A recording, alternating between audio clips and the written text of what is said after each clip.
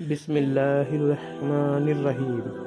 دوستو، آج کی ویڈیو میں بتانے والا ہوں حضور محمد مصطفیٰ صلی اللہ تعالیٰ علیہ وسلم کا بکریاں چرانے کا واقعہ۔ پورا واقعہ سننے کے لیے ویڈیو کو پورا مکمل دیکھیں۔ اگر ویڈیو پسند آئے تو ویڈیو کو لائک شیئر ضرور کریں۔ اگر آپ میرے چینل پر نئے ہوں تو آپ میرے چینل ٹیٹیس اسٹوری کو سبسکرائب کریں۔ تو چلیے ویڈیو کو شروع کرتے ہیں۔ حضرت حلیمہ سعدیہ رضی اللہ تعالیٰ عنہ نے ہمارے حضور محمد مصطفیٰ صلی اللہ تعالیٰ علیہ وسلم کی بچپن میں پرورش کی، جو آپ کی دائی مبارکہ بھی ہے، یعنی آپ کی رضائی والدہ رہی ہے۔ حضرت حلیمہ سعدیہ رضی اللہ تعالیٰ عنہ فرماتی ہے کہ جب سے محمد میری زندگی میں آیا ہے تو ان کی برکت سے میری تو زندگی ہی بدل گئی۔ آپ کی برکتیں اتنی تھی کہ جن کو دیکھ کر ہم نے محمد کا نام ہی برکت والا بچہ رکھ دیا۔ حضرت حلیمہ سعدیہ رضی اللہ تعالیٰ عنہ فرماتی ہے کہ ایک بار ہمارے یہاں پر سوکھا پڑ گیا، سب کے جانور بھوک سے مرنے لگے، مگر جس طرف ہمارے بچے بکریوں کو لے کر جاتے تو ہماری بکریاں خوب کھا کر واپس آتی، یعنی کہ ہماری بکریاں اچھی طرح سے پیٹ بھر کر واپس آتی۔ یہ دیکھ کر سارے گاؤں والے اپنے بچوں کو ڈانٹ کر کہنے لگے کہ جس طرف حلیمہ سعدیہ کی بکریاں چرنے جاتی ہے وہاں پر تم لوگ کیوں نہیں جاتے ہو؟ اس کے بعد میں گاؤں والوں کے دوسرے بچے بھی اپنی اپنی بکریاں لے کر حلیمہ سعدیہ کی بکریوں کے ساتھ لے جانے لگے۔ اب سب لوگوں کی بکریاں ساتھ ساتھ چلنے لگی، یعنی کہ حلیمہ کی بکریاں اور گاؤں والوں کی بکریاں ساتھ میں چرنے لگی۔ مگر یہ دیکھ کر گاؤں والے حیران رہ گئے کہ سب بکریاں ساتھ میں چر رہی ہے، لیکن حلیمہ کی بکریوں کا پیٹ تو بھر رہا ہے اور باقی کی بکریاں بھوکی رہ رہی ہے۔ یہ دیکھ کر حلیمہ سعدیہ کہتی ہے، یہ سب برکت آمنہ کے لال کی ہے، یہ ساری برکتیں اس محمد کی ہے۔ اور یہی نہیں، حضرت حلیمہ سعدیہ رضی اللہ تعالیٰ عنہ کہتی ہے کہ گاؤں میں جب بھی کسی کی بکری بیمار ہو جاتی تو گاؤں والے اس بکری کو لے کر ہمارے گھر آتے اور محمد کا ننھا سا ہاتھ بیمار بکری پر پھیر دیتے، وہ بکری فوراً ٹھیک ہو جاتی۔ اور یہی نہیں، اگر گاؤں میں کوئی بچہ بیمار ہو جاتا تو اس بیمار بچے پر محمد کا ہاتھ پھیر دیتے تو وہ بالکل ٹھیک ہو جاتا۔ حضور محمد مصطفیٰ صلی اللہ تعالیٰ علیہ وسلم جب حضرت حلیمہ سعدیہ کے پاس میں پرورش پا رہے تھے اور جب آپ کی عمر مبارک 3 سال کی ہو گئی تھی تو ایک دن حلیمہ سعدیہ رضی اللہ تعالیٰ عنہ کی سگی بیٹی اپنی ماں سے کہنے لگی، یعنی کہ حضور محمد مصطفیٰ صلی اللہ تعالیٰ علیہ وسلم کی منہ بولی بہن اپنی ماں حلیمہ سعدیہ سے کہنے لگی، جب میں بکریاں چرانے کے لیے جاتی ہوں تو میرا وہاں پر بھائی محمد کے بغیر دل نہیں لگتا ہے۔ میری ماں، میرا ایک کام کرو، جب میں بکریاں چرانے کے لیے جاؤں تو میرے بھائی محمد کو بھی میرے ساتھ میں بھیج دینا۔ یہ سن کر حضرت حلیمہ سعدیہ رضی اللہ تعالیٰ عنہ کہنے لگی، نہیں بیٹی، ابھی محمد بہت چھوٹا ہے، ابھی یہ بہت نرم نازک ہے، کہیں اس کو دھوپ لگ گئی تو دیکھو کتنا حسین اور کتنا مبارک چہرہ ہے، میں اس کو تکلیف نہیں دے سکتی، یہ تو میرا شہزادہ ہے۔ اگر محمد کے پاؤں میں کوئی پتھر چبھ جائے، اگر جنگل میں جاتے ہوئے محمد کے پیروں میں کوئی کانٹا لگ جائے تو ابھی یہ بہت چھوٹا ہے، اس لیے میں اس کو تمہارے ساتھ جنگل میں نہیں بھیج سکتی، جنگل میں جانور اس کو تکلیف پہنچائیں گے، وہ اس کو مشقت میں ڈال دیں گے۔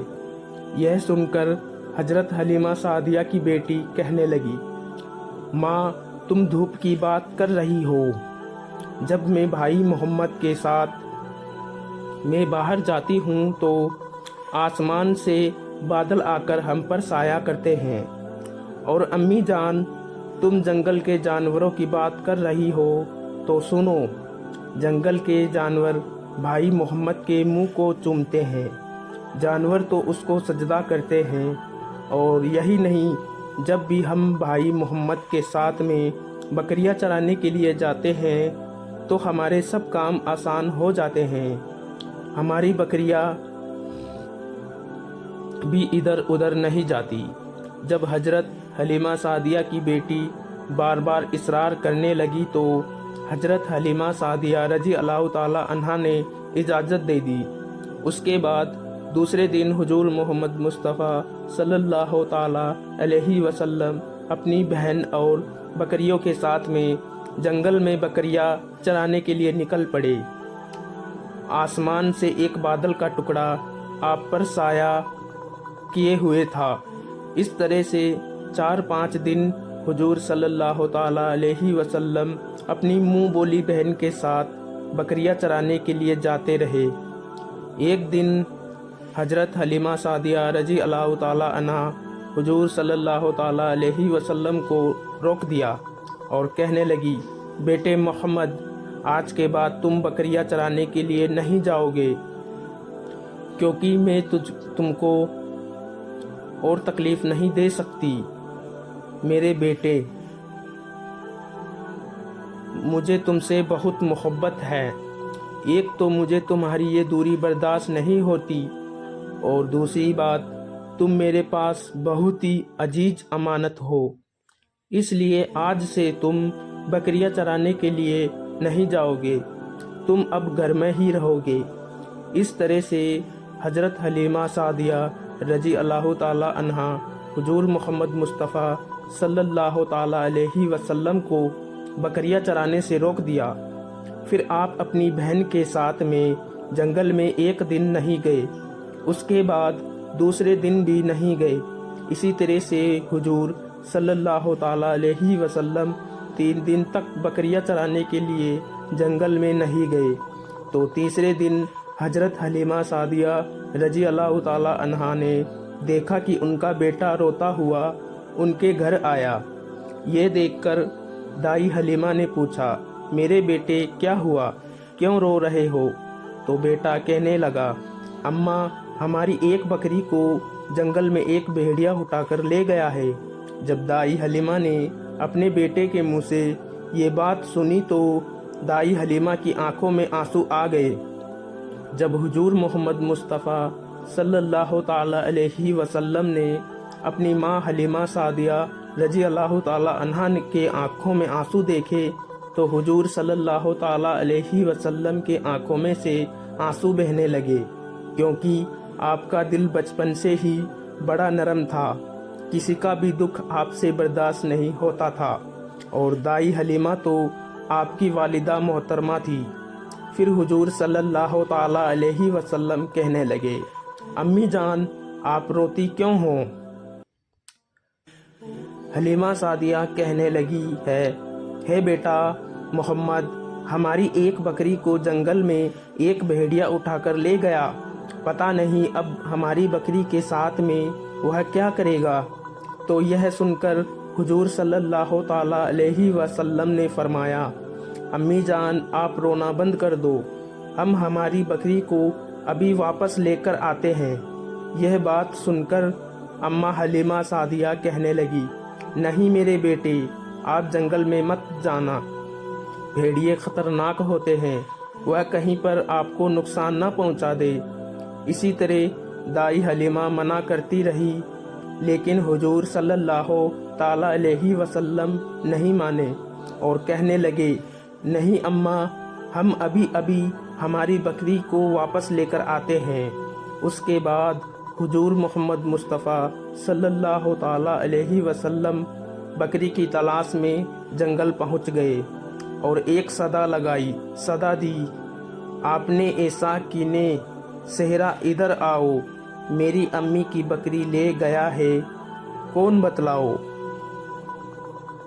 صدا سنتے ہی سارے بھیڑیے جانور سب آگے جھکا کر سر سلامی دی، ادب ان کا بجا لائے، جنگل کے جانوروں، میری اماں حلیمہ کی بکری واپس کر دو۔ بس حضور صلی اللہ تعالی علیہ وسلم کا اتنا ہی فرمان تھا कि जंगल के तमाम जानवर बकरी को साथ लिए दौड़ते हुए आए और उनके कदमों में झुककर सलामी देने लगे। इतना कहकर वह भेड़िए आपके कदमों में बैठ गए और निहायती अदब के साथ कहने लगे, अल्लाह के नबी, आप पर हमारी जान कुर्बान।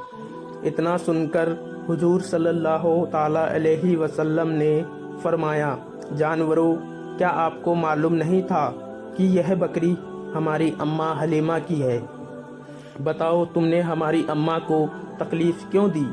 क्या आपको मालूम नहीं अभी भी हमारी अम्मा रो रही है? आपने क्यों हमारी अम्मा की बकरी को उठाया? तो वह जानवर कहने लगे, अल्लाह के रसूल, आप बकरियां चराने के लिए कुछ दिन तो जंगल में आए।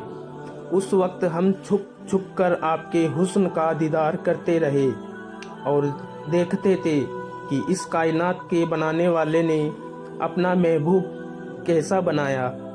अल्लाह के रसूल, उसके बाद में आपने जंगल में आना ही बंद कर दिया। 3 दिन गुजर गए, आप जंगल में तशरीफ़ ना लाए, तो यह देखकर हम सब ने यही सोच लिया, पकड़ लो एक बकरी, आप फिर तशरीफ़ लाएंगे। इसी हीले से हम सब आपका दीदार कर पाएंगे। क्या अगर हुजूर सल्लल्लाहु ताला अलैहि वसल्लम के हुस्न का दोबारा दीदार करना है तो हलीमा की बकरी को उठा लाओ।